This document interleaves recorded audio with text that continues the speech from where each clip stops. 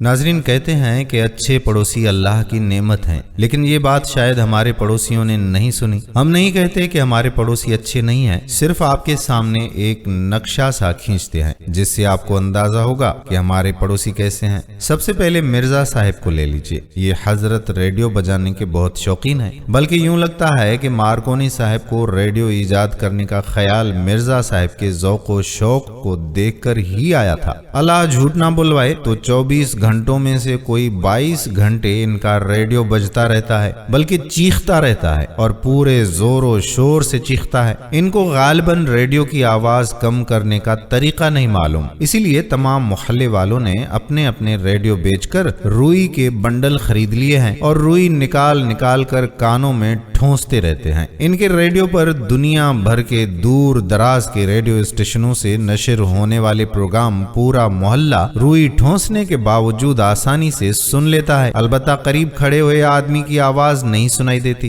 कुरैशी साहब भी कुछ इसी किस्म का शौक रखते हैं। इन्हें मौसीकी से बहुत लगाव है, लेकिन फुर्सत इन्हें आधी रात के बाद ही नसीब होती है, इसलिए ये ठीक उसी वक्त सितार, हारमोनियम और तबला बजाना शुरू करते हैं जब मिर्जा साहब का रेडियो बंद होता है। इस तरह हमारे मोहल्ले में 24 घंटे बिजली, पानी और गैस की सहूलत के साथ साथ मौसीकी भी 24 घंटे दस्तयाब है। मोहल्ले में आधी रात को रौनक में मजीद इजाफा उस वक्त हो जाता है जब जमाली साहब के दोस्तों की महफिल जमती है। इस महफिल में खूब खूब कहकहे लगाए जाते हैं और वो उधम मचाते हैं कि तौबा ही भली। कभी कभी इनके दोस्तों में से कोई साहब ताने भी उड़ाता है। इस सारे हंगामा हाव से ये फायदा होता है कि मोहल्ले में रात भर कोई चोर पास तक नहीं भटक सकता। इस सारे शोर शराबे पर जलाली साहब अलबत्ता बहुत खफा होते हैं। जलाली साहब कई साल यूरोप में रह चुके हैं और कहते हैं कि यूरोप के किसी मोहल्ले में ये सारा शोर गल हो तो फौरन पुलिस आ जाए और उन बदतमीजों को पकड़ कर ले जाए। उनका कहना है कि यूरोप में लोग रात 10 बजे के बाद सीढ़ियां भी दबे पांव चढ़ते हैं और उतरते भी दबे पांव हैं ताकि घर में सोए हुए लोगों की नींद तक खराब ना हो। लेकिन इसका क्या इलाज कि अभी जलाल साहब की मोटरसाइकिल में साइलेंसर यानी शोर कम करने वाला आला नहीं है। नतीजा ये है कि हजरत जब मोटरसाइकिल पर सवार होकर आते जाते हैं तो फट फट का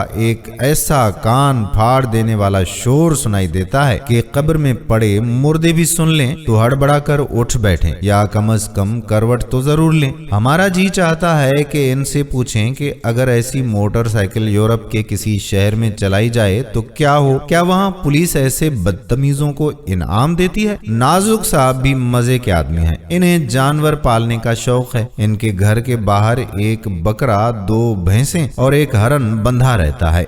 घर के सहन में मोर और बतखें और घर में किसी जगह तोते, चिड़िया, बुलबुलें और ना जाने कौन कौन से परिंदे पाल रखे हैं। गर्ज घर क्या है? अच्छा खासा चिड़िया घर है। नाजुक साहिब इन तमाम हैवानात की गिलाजत और अपने घर का कूड़ा बड़ी पाबंदी से रोजाना घर से बाहर सड़क पर फेंकते हैं और फिर शिकायत करते हैं कि शहर में गंदगी बढ़ती जा रही है, लोग सफाई का ख्याल नहीं रखते, वगैरह वगैरह। हमारे एक और तुफेली साहब भी हैं। उनकी आदत है कि वो अक्सर चीजें उधार मांगते हैं, मसलन इस्त्री, अखबार, झाड़ू, बर्तन, किताबें, थोड़ी सी चाय की पत्ती, जरा सा आटा, सिर्फ एक अंडा, मामूली सा नमक, चुटकी भर काली मिर्चें वगैरह, और बेचारे अक्सर वापस करना भूल जाते हैं। एक दफा वो हमारी बिजली की इस्त्री कई दिन तक इस्तेमाल करते रहे और हम बड़ी मुश्किल से मांग कर वापस लाए तो अगले दिन आ मौजूद हुए। कहा हमारी इस्त्री वापस कीजिए। खासी मगजमारी के बाद उन्हें याद आया कि वो इस्त्री उनकी नहीं, असल में हमारी थी और काफी अरसे से उनके घर में रहने की वजह से उन्हें अपनी लगने लगी थी।